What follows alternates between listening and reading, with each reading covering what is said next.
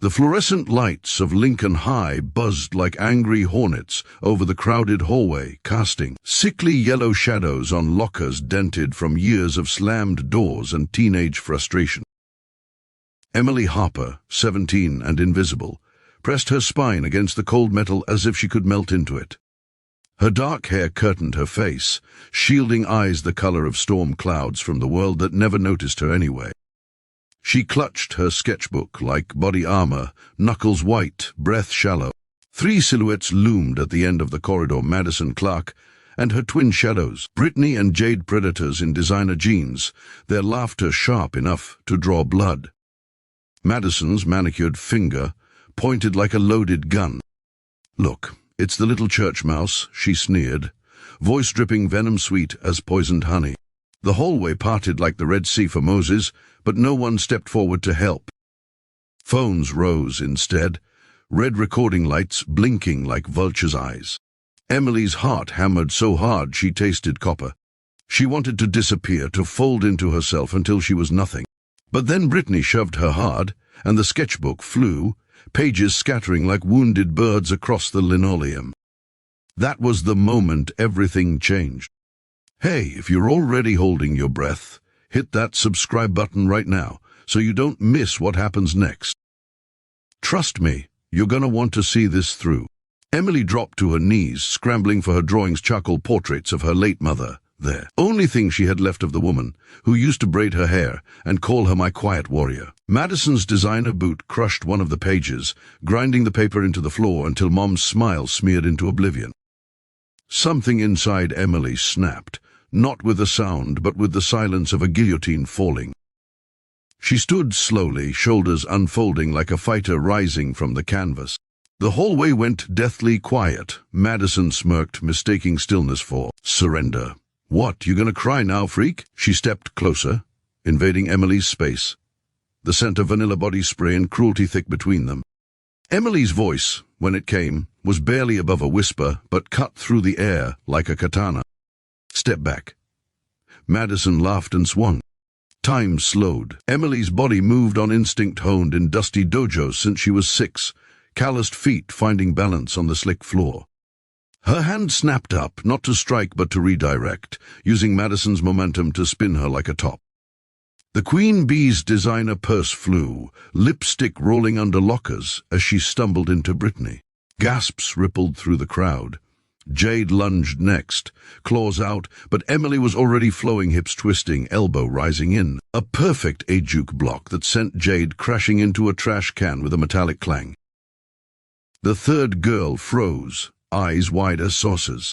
Emily stood in the center of the chaos, breathing steady, stance low, and rooted like an ancient oak.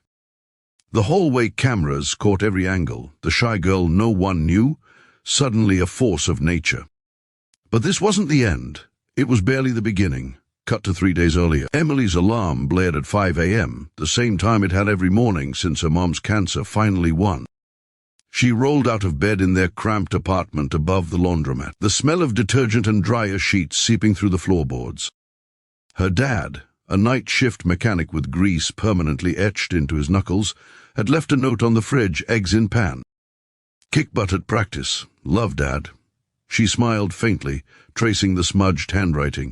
Practice meant the community center dojo where Sensei Ramirez had given her a scholarship after Mom's funeral. Seeing something in the grieving girl's eyes that reminded him of his own daughter lost to a drunk driver. Emily wrapped her hands, the ritual grounding her. Jab, cross, hook, roundhouse, each strike a conversation with the heavy bag, telling it secrets she couldn't. Voice aloud. She was the reigning Arizona State karate champion in the 16 to 18 division, undefeated for 2 years, but no one at Lincoln High knew. She wore baggy hoodies to hide the muscle, kept her black belt folded in her gym bag like contraband. Being invisible was safer than being a target, until Madison decided otherwise. Madison Clark ruled Lincoln High the way typhoons rule coastlines with beauty, money, and the casual cruelty of someone who'd never been told no. Her father owned half the car dealerships in Phoenix, and her mother chaired every charity gala that mattered. Madison's smile could charm teachers into extra credit and boys into carrying her books, but beneath the gloss beat the heart of a girl terrified of being ordinary. She'd noticed Emily weeks ago the way a lion notices a limping gazelle. Emily never reacted to the taunts, never cried in the bathroom stalls like other victims. That stillness infuriated Madison. She wanted a scream, a breakdown, something to post on Snapchat with crying emojis. So she escalated from whispers to shoves to the hallway ambush caught on a dozen phones. The video exploded online before fifth period. Shy Girl Goes Ninja on Bullies racked up 100,000 views by lunch. Emily sat in the art room, door locked, watching the numbers climb on her cracked phone screen. Her hands shook. She'd broken her cardinal rule, never reveal the training. Sensei's voice echoed in her head. The greatest victory is the battle not fought, but they destroyed her mother's face. Some lines, once crossed, couldn't be uncrossed. Principal Alvarez called her in a 215. The office smelled of burnt coffee and bureaucracy. Madison sat in one chair, ice pack on her wrist, eyes red from crocodile tears. Her father loomed behind her, gold watch glinting like a threat. Assault. He barked before Emily could speak. We're pressing charges. Emily's dad arrived still in his work coveralls, smelling of motor oil and panic. He started too. Apologize habit of a man who fixed things for a living, but Emily cut him off. They attacked me first. Check the cameras. The principal sighed, rubbing temples that had seen too many parent-teacher conferences. There's footage from multiple angles. Miss Harper's actions appear defensive. Madison's father turned purple. Defensive? She's some kind of kung fu freak. Emily met his eyes, voice steady. Karate. And I'm licensed to teach it. The charges evaporated, but the war had just begun. Madison's humiliation fermented into obsession. She couldn't let the nobody win. That night, she rallied her squad in her bedroom MC mansion, fairy lights, twinkling over posters of influencers living lives she secretly envied.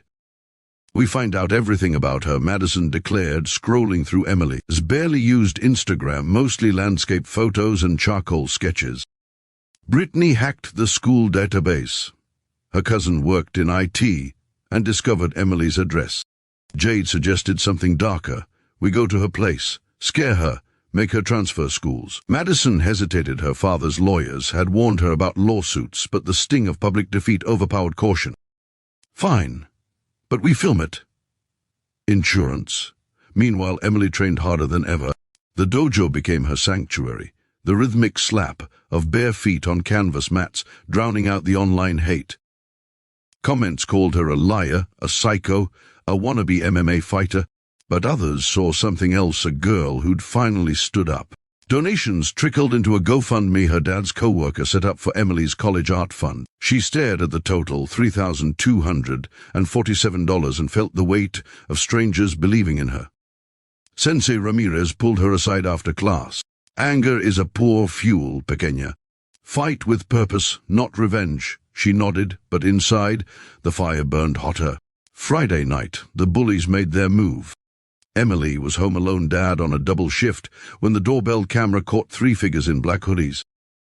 Madison's voice, disguised, with a fake accent, crackled through the speaker. Package for Harper. Emily's blood ran cold. She texted her dad, lock the shop, come home now. Then she did something the bullies never expected. She opened the door.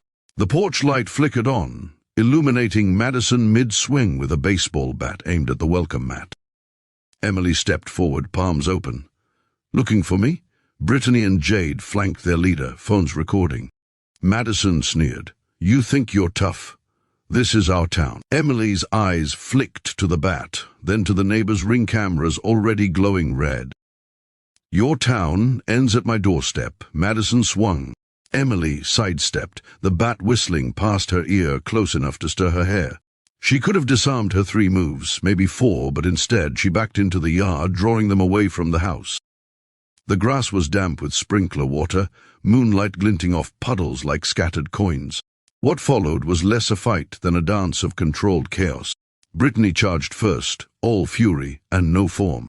Emily caught her arm, pivoted, and used her momentum to flip her gently onto the lawn, hard enough to stun, soft enough to avoid injury. Jade tried a tackle. Emily dropped low, sweeping her legs in a textbook osotogari that sent her sprawling. Madison, bat-abandoned, launched herself like a missile.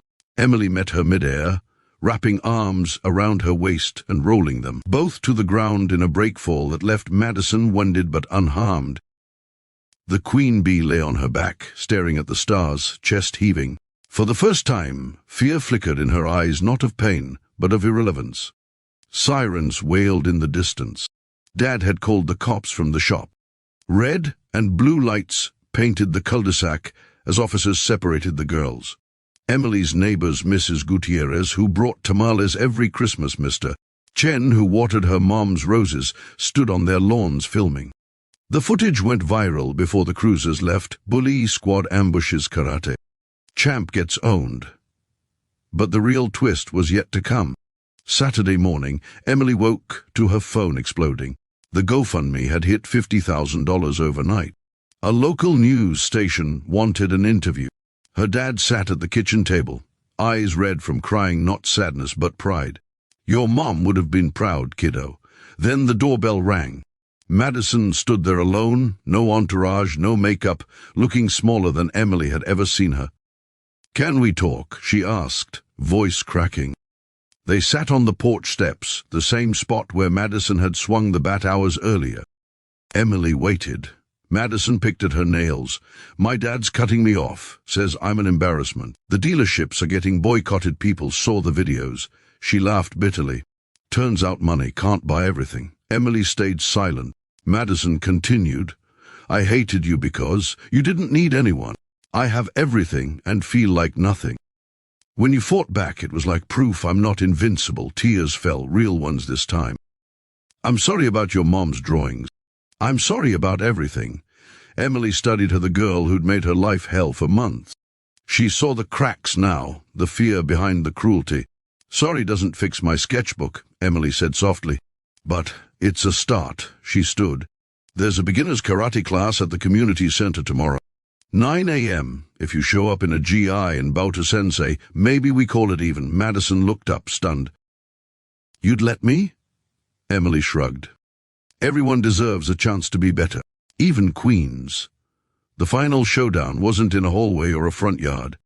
It was at the Arizona State Karate Championships 2 months later. Emily stood on the mat in her black GI, state champion patch gleaming on her chest. The arena buzzed with 1,000 scouts, families, and half of Lincoln High crammed into the bleachers. Madison sat in the front row, hair in a messy bun, wearing the white belt of a beginner. She'd shown up to every class, calluses forming on hands at once. Only new manicures. Emily's opponent was a 6-foot senior from Tucson, undefeated and built like a linebacker. The ref bowed them in. Emily's mind flashed to her mom's smile, to Madison's tears, to every morning she'd woken up determined to be more than her pain. The match was brutal kicks that bruised ribs, punches that split lips. Emily took hits that would have dropped lesser fighters. But she kept moving, kept breathing. In the final 10 seconds, down by 2 points, she feinted left, spun right, and landed a reverse punch clean to the solar plexus. The arena erupted. Gold medal around her neck, Emily looked to the stands. Madison was on her feet, screaming louder than anyone, white belt clutched in her fist like a battle flag. Later, in the locker room, Madison approached hesitantly. That was incredible. Emily smiled, the first genuine one Madison had ever seen from her. You helped me get here, knowing you were watching. Made me fight harder. They hugged, awkward, sweat-soaked, real. Cameras flashed. The headline wrote itself, From Bullies to Allies, the karate champ who changed everything. Emily's GoFundMe hit $200,000, enough for art school and a scholarship fund in her mom's name. Madison started an anti-bullying campaign at Lincoln High, speaking in assemblies with Emily by her side. The shy girl and the queen bee, proof that people could rewrite their stories if given the chance. And somewhere, in a quiet dojo smelling of sweat and possibility, a new generation of kids learned that the strongest muscle wasn't in your fist, but in your heart. So tell me, from which part of the country are you watching this video? Drop your state in the comments below and let's see how far this story travels.